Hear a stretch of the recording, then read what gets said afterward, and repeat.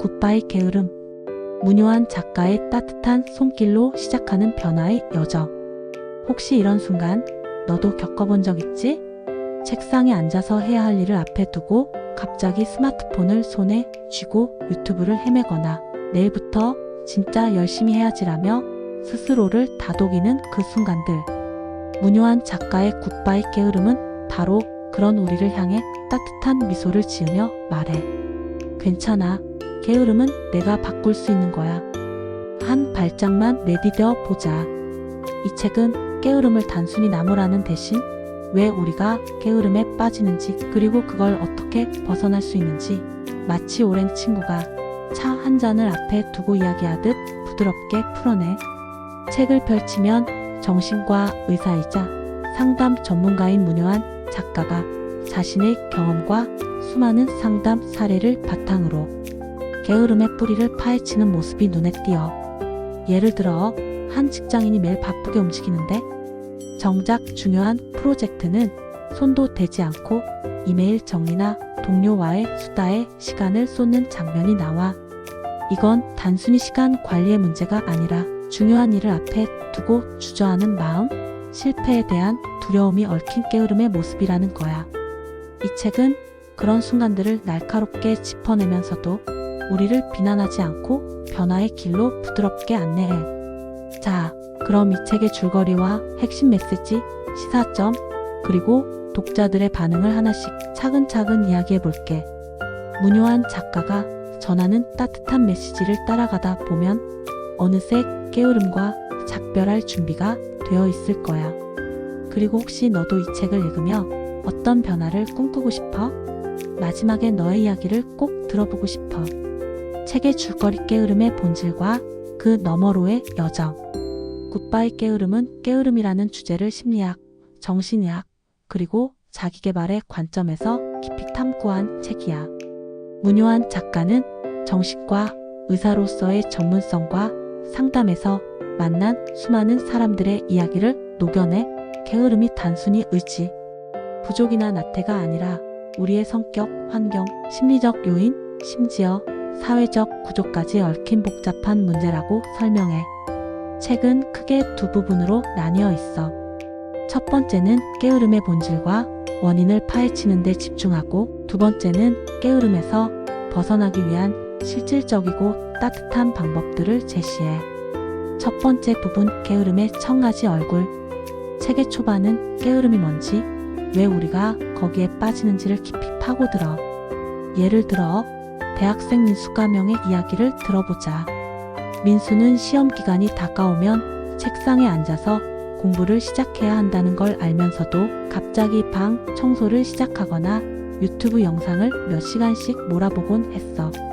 겉보기엔 뭔가를 열심히 하고 있는 것 같지만 정작 중요한 공부는 뒷전인 거야. 문효한 작가는 이런 행동을 위장된 게으름이라고 불러. 중요한 일을 회피하기 위해 덜 중요한 일에 에너지를 쏟는 패턴이지. 또 다른 사례로 직장인 지영의 이야기가 나와. 지영은 승진을 위해 새로운 프로젝트를 맡아야 했지만 실패가 두려워 지금은 준비가 안 됐다며 계속 기회를 미뤘어. 결국 동료들이 새로운 도전을 통해 성장하는 동안 그녀는 제자리에 머물렀지.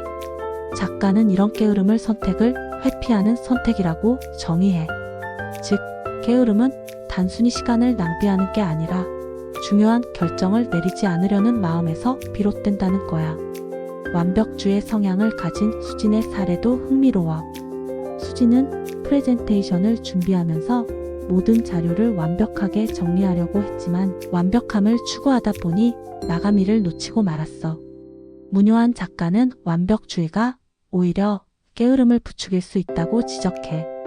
완벽하게 하지 못할 거면 아예 안 하는 게 낫다는 마음이 우리를 행동하지 못하게 묶어둔다는 거야. 이런 사례들은 게으름이 얼마나 다양한 모습으로 우리 삶에 스며들어 있는지, 그리고 단순히 하기 싫다는 감정 이상의 문제라는 걸 보여줘. 작가는 게으름의 원인으로 심리적 요인뿐 아니라 사회적 환경도 언급해. 예를 들어 현대 사회는 정보 과부하와 끊임없는 비교로 우리를 압박해. SNS에서 완벽해 보이는 타인의 삶을 보며 나는 왜 저렇게 못하지?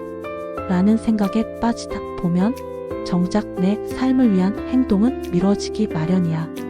이런 환경적 요인들이 게으름을 부추긴다는 점도 책에서 중요한 통찰로 다뤄져. 두 번째 부분, 게으름과의 따뜻한 작별. 책의 후반부는 게으름에서 벗어나기 위한 실천적인 방법, 즉 10가지 열쇠를 제시해. 이 열쇠들은 단순한 자기계발 팁을 넘어 우리의 사고방식과 삶의 태도를 근본적으로 바꾸는 데 초점을 맞춰. 첫 번째 열쇠는 게으름에 대해 자각하라야. 작가는 우리가 자신의 게으름을 인정하지 않으면 변화는 시작될 수 없다고 강조해. 민수가 자신의 유튜브 몰아보기가 공부 회피의 수단임을 깨달은 순간 그는 비로소 공부 계획을 세우기 시작했어. 두 번째 열쇠는 게으름에서 벗어나 어디로 갈지 정하라야. 목표와 방향성이 없으면 아무리 부지런해도 헛된 노력이 될 수 있다는 거지. 지영이 승진이라는 목표를 명확히 세우고 작은 단계부터 도전하기 시작하면서 그녀의 게으름은 점차 줄어들었어. 다른 열쇠들로는 꿈과 현실의 징검다리를 놓아라, 두려움과 자기 비난을 넘어서라, 능동적으로 휴식하고 운동하라 등이 있어. 각각의 열쇠는 구체적인 사례와 함께 설명돼서 실천 가능성이 높아. 예를 들어 능동적으로 휴식하라는 열쇠에서는 휴식이 게으름과 다르다는 점을 강조해.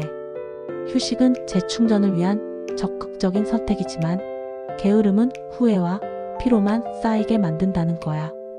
회사원 철민의 사례를 보자. 철민은 주말마다 넷플릭스를 보며 시간을 보냈지만 오히려 더 피곤해졌어. 반면 등산이나 명상 같은 능동적인 휴식을 시도한 후에는 에너지가 충전되는 느낌을 받았다고 해. 이런 사례들은 우리가 일상에서 바로 적용할 수 있는 실질적인 팁을 제공해. 또 다른 열쇠인 꿈과 현실의 징검다리를 놓아라에서는 큰 목표를 작은 단계로 나누는 방법이 나와. 예를 들어 소설가가 되고 싶었던 혜진가명은 글쓰기를 시작하려고 했지만 너무 큰 꿈에 압도돼 시작조차 못했어. 책의 조언을 따라 하루에 300자씩 쓰는 작은 목표를 세운 혜진은 점차 자신감을 얻었고 결국 첫 단편 소설을 완성했지. 이런 식으로 책은 거창한 변화가 아니라 작고 꾸준한 실천이 삶을 바꾼다는 걸 보여줘. 핵심 메시지, 게으름은 선택, 변화는 가능하다. 문효한 작가가 굿바이 게으름에서 전하는 핵심 메시지는 단순하면서도 강렬해. 게으름은 너의 본성이 아니야. 그건 내가 무의식적으로 선택한 상태일 뿐이야. 이 메시지는 게으름을 부정적인 꼬리표로 붙이는 대신 우리가 바꿀 수 있는 대상으로 바라보게 해. 주요 메시지를 몇 가지로 정리해보면 1. 게으름은 선택의 회피다. 게으름은 단순히 일을 안 하는 게 아니라 중요한 결정을 미루거나 책임을 회피하는 태도에서 비롯돼. 예를 들어 중요한 결정을 내리지 않고 누가 대신 해주겠지라고 생각하는 건 게으름의 전형적인 모습이야. 2. 방향성과 목표가 중요하다. 삶에 명확한 방향이 없으면 아무리 열심히 해도 게으름에 덫에 걸릴 수 있어. 작가는 진정한 비전이 우리를 움직이게 하는 정신의 십장이라고 표현해. 예를 들어 지영이 승진이라는 목표를 세운 후에야 그녀의 행동이 달라졌어. 3. 자기 비난은 게으름을 키운다. 스스로를 나는 왜 이렇게 게으를까라고 비난하는 것. 오히려 게으름을 정당화하는 변명일 뿐이야. 이를 인정하고 작은 행동부터 시작하는 게 중요해. 민수가 자기 비난을 멈추고 작은 공부 계획을 세운 후 변화가 시작된 것처럼 말이야. 4. 작은 실천이 큰 변화를 만든다. 거창한 계획보다는 작은 목표를 세우고 꾸준히 실천하는 게 게으름을 극복하는 열쇠야. 하루 10분 독서부터 시작하는 것만으로도 변화의 물꼬를 틀 수 있어. 능동적인 휴식과 운동이 핵심이다. 게으름은 에너지 부족과도 관련이 있어. 운동, 명상, 산책 같은 활동은 정신적 에너지를 충전해서 게으름을 줄이는데 도움을 줘. 철민이 등산 후 에너지가 충전된 것처럼 말이야. 6. 완벽주의를 내려놓아라. 완벽해야 한다는 강박은 행동을 멈추게 해. 수진의 프레젠테이션 사례처럼 완벽하지 않아도 일단 시작하는 게 중요해. 완벽하지 않아도 괜찮아라는 마음가짐이 게으름을 줄이는 첫걸음이야. 이 메시지들은 단순히 열심히 하라는 뻔한 조언이 아니라 우리의 심리와 행동 패턴을 깊이 이해한 뒤 제시된 실천 가능한 해법들이야. 문효한 작가는 정신과 의사로서의 통찰을 바탕으로 게으름이 단순한 습관이 아니라 우리의 삶 전체와 연결된 문제임을 보여줘. 시사점 나를 돌아보고 삶을 재정의하는 계기.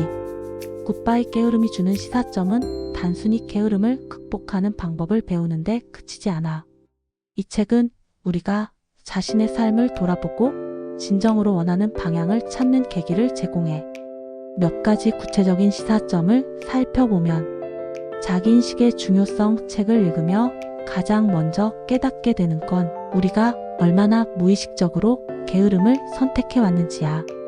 예를 들어 내가 자주 미루는 일이 있다면 그건 단순히 귀찮아서가 아니라 두려움이나 완벽주의 때문일 수 있어. 이런 자각은 변화를 위한 첫걸음이야.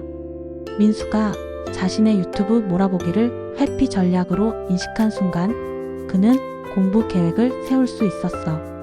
작은 행동에 힘. 거대한 목표를 세우고 좌절하기보다는 작은 행동을 통해 성취감을 쌓는 게 중요하다는 점이 큰 깨달음이야. 예를 들어 매일 아침 5분 명상을 시작하는 것만으로도 하루의 에너지가 달라질 수 있어. 혜진이 하루 300자 쓰기에서 시작해 소설을 완성한 것처럼 작은 실천이 큰 변화를 만든다. 삶의 주도권 되찾기. 게으름은 종종 타인의 기대나 사회적 압박에 휘둘리며 생겨나. 이 책은 우리가 진정으로 원하는 삶을 선택하고 그에 맞게 행동할 용기를 북돋아줘. 지영이 승진을 위해 도전하기로 결심한 건 그녀가 자신의 삶을 주도적으로 이끌어가기로 한 순간이었어. 심리적 에너지 관리. 게으름은 단순히 시간 관리의 문제가 아니라 우리의 정신적 에너지와도 밀접하게 연결돼 있어. 운동, 휴식, 명상 같은 활동이 에너지를 충전하고 게으름을 줄이는데 얼마나 중요한지 깨닫게 해. 철민이 넷플릭스 대신 등산을 선택한 후 에너지가 충전된 사례는 이를 잘 보여줘. 사회적 환경의 영향. 현대 사회의 정보 과부하와 비교 문화가 게으름을 부추긴다는 점도 중요한 시사점이야. SNS에서 타인의 성공을 보며 위축되는 대신 나만의 목표와 속도를 정하는 게 중요해. 이 책은 그런 외부 압박에서 벗어나 나만의 길을 찾도록 도와줘. 이런 시사점들은 단순히 게으름을 극복하는 데 그치지 않고 더 나은 삶을 설계하는 데 도움을 줘. 이 책은 우리가 단순히 바쁘게 사는 게 아니라 의미 있게 사는 법을 고민하게 해. 독자들의 반응, 공감, 변화, 그리고 위로. 굿바이 게으름은 2007년 초판 출간 이후 20만 독자의 사랑을 받은 베스트셀러야. 많은 독자들이 이 책을 통해 자신의 게으름을 돌아보고 실질적인 변화를 경험했다고 말해. 몇 가지 대표적인 독자 반응을 더 자세히 들여다볼게. 공감과 자각의 순간. 한 독자는 책을 읽으며 이건 완전히 나잖아 라는 생각이 들었다고 했어. 특히 중요한 일을 미루고 사소한 일에 몰두하는 자신의 패턴을 발견하며 큰 충격을 받았다고. 이 독자는 책을 통해 게으름이 단순한 나태가 아니라 선택 회피라는 점을 깨달았고 이후 작은 목표를 세우며 변화를 시작했어. 예를 들어 매일 아침 10분씩 책을 읽는 습관을 들이며 점차 자신감을 얻었다고 해. 실천의 동기부여. 또 다른 독자는 수험생 시절 게으름 때문에 공부에 집중하지 못했는데 이 책을 읽고 작은 목표부터 시작하라는 조언을 따라 매일 30분씩 집중 공부 시간을 만들었다고 했어. 이 독자는 작은 성공 경험이 쌓이면서 공부가 점점 재미있어졌다며 책이 단순한 조언을 넘어 실질적인 동기를 줬다고 말했어. 자기 비난에서 벗어나기 많은 독자들이 자기 비난이 게으름을 더 키운다는 점에 공감했어. 한 독자는 스스로를 게으르다고 비난하며 시간을 낭비했는데 이 책을 읽고 자기 비난 대신 작은 행동을 시작하는 게 더 효과적이라는 걸 깨달았다고 했어. 이 독자는 매일 아침 간단한 일기를 쓰는 습관을 들이며 삶의 방향성을 찾기 시작했어. 예를 들어 하루의 목표를 3문장으로 정리하는 습관이 그녀에게 큰 변화를 가져왔다고 해. 삶의 방향성 찾기. 몇몇 독자들은 책이 단순히 게으름을 극복하는 방법을 넘어 삶의 목적과 비전을 찾는 데 큰 도움을 줬다고 말했어.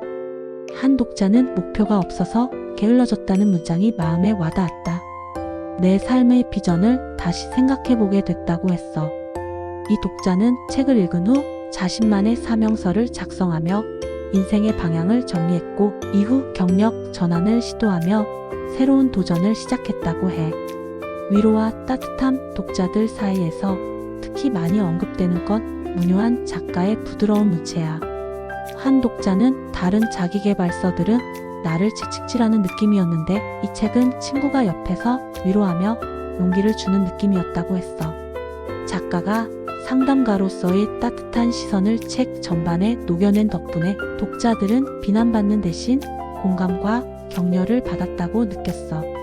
이처럼 독자들은 이 책을 통해 단순히 게으름을 극복하는 방법을 배우는데 그치지 않고 자신의 삶을 돌아보고 더 나은 방향으로 나아갈 동기를 얻었다고 말해. 특히 문효한 작가의 공감 가는 사례와 부드러운 문체가 독자들에게 큰 위로와 용기를 줬다는 점이 공통적인 반응이야. 너의 이야기는 어때? 지금까지 굿바이 게으름의 줄거리와 메시지, 시사점, 그리고 독자들의 반응을 더 깊이 이야기해봤어. 이 책은 게으름을 단순히 나쁜 습관으로 치부하지 않고 우리를 따뜻하게 보듬으며 변화의 길로 안내하는 친구 같은 존재야. 혹시 너도 이 책을 읽어본 적이 있다면 어떤 장면이나 메시지가 가장 기억에 남았어? 아니면 이 책을 읽고 싶어졌다면 어떤 부분이 가장 궁금해? 게으름과 관련된 너만의 이야기가 있다면 꼭 들어보고 싶어. 너의 생각은 어때?